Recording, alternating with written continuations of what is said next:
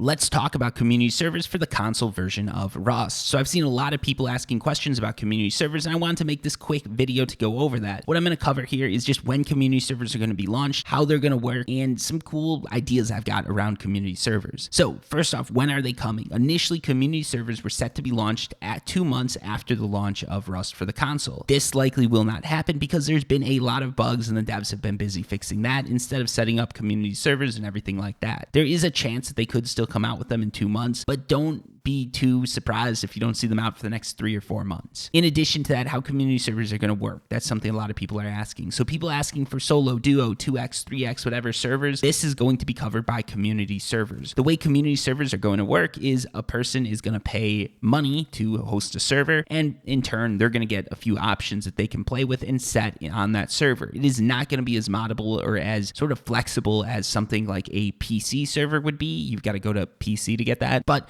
you will probably be able to set things like resource farm rate and what players spawn with. So this means things like setting a 2x, 3x, or whatever x farm rate means that now what you can do is basically create build servers or servers where players can get to endgame faster. This makes it a lot easier to practice, a lot easier to figure everything out, and these are sort of prime beginner servers. For those of you who are new to the whole Rust experience and you're tired of getting like just KO'd by people who are way more experienced than you or have better guns, these servers are going to be perfect because ideally what's going to happen is people are going to be able to reach endgame faster, and while you are going to be dealing with a lot more big baddies with AKs, you can be one of those people a lot faster, and you'll be able to farm resources, set up a base, and do all of that a lot faster than you would otherwise be able to do. This gives you the opportunity to sort of grind out, figure out what bases work, and then when they get raided, you don't feel the same amount of loss that you do when your grandmother dies. In addition to this, some other things you're going to be able to get, I think I mentioned this, gun game. So what that means is you can basically just spawn into these servers with an AK or something cool like that, train your aim, figure out how it works, train sort of PvP skills and everything like that. That is ideal because, again,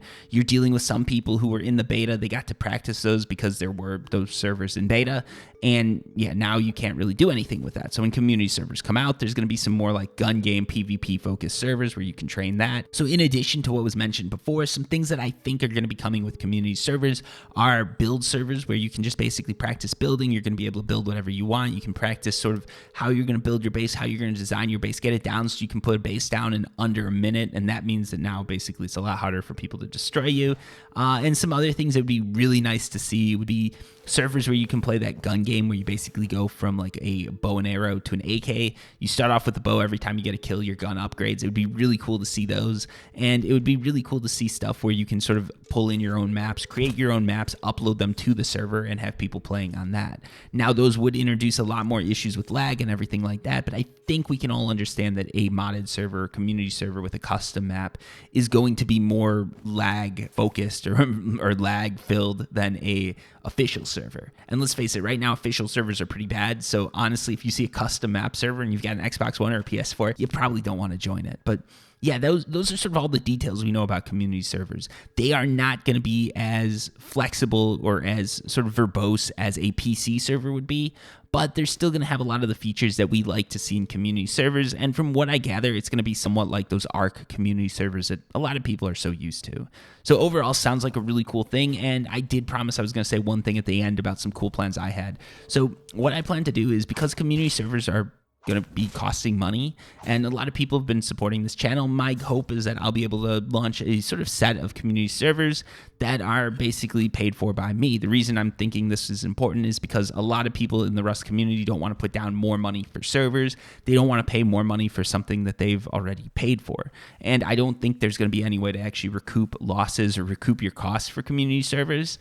So what I'm going to do is basically just use some of this money that I get from you guys watching videos to host some community servers. Some of them are probably going to be like a build server, maybe a gun game server, and I'm hoping to do sort of one more like official server where players can jump in and we try and create some sort of village or something like that. What my idea is we could do this on an official server, but I'd like to do this on community servers just because I feel like that might be easier. But if it takes too long for them to launch, I would actually be open to doing this on a official server.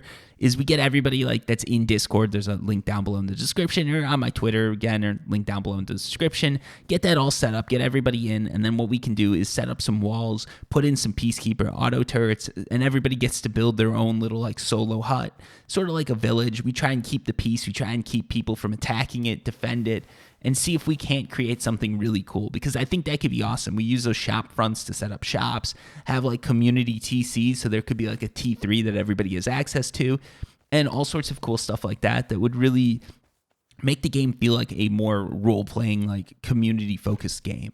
I don't know if it's going to be possible. I know there's going to be griefers, and I know it's going to be sort of a weird thing if we can actually get it going, but it would be really cool to see. And I think there's probably enough people watching this that if you all keep interested in the game and you all come back once the game is actually like working 100%, we can make something happen. I was talking about this on my Twitch stream just, I don't know, yesterday or 2 days ago, and people seem really receptive to it. So I think it's definitely something we're going to be doing.